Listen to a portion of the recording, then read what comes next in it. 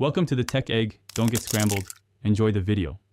To enable third person in Left 4 Dead 2 for testing, open the developer console and type SV Cheats 1, third person. That switches the camera behind the survivor so you can see the full model and surroundings. For camera distance, set Cam Ideal Dist 120 for a comfortable follow distance and increase to 200 for more overview.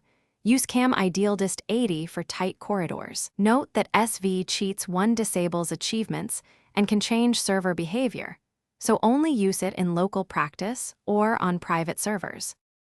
If you want a persistent third-person experience without repeatedly typing console commands, install a reputable workshop mod that provides a toggle or binds and run it in a local game or on a private server.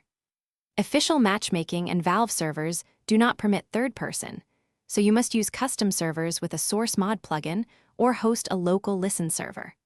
Always vet workshop add-ons and only join servers you trust. Mods can change hit detection or give unfair information, and SV Cheats disables achievements and can alter gameplay legitimacy. Playing effectively in third person requires small tweaks. Raise viewmodel FOV to 100 so weapon positioning and nearby threats remain visible, and set Cam Collision 1 to keep the camera from clipping into walls. Bind a convenient key, such as F5 to toggle third person and first person during practice, so you can check aim alignment.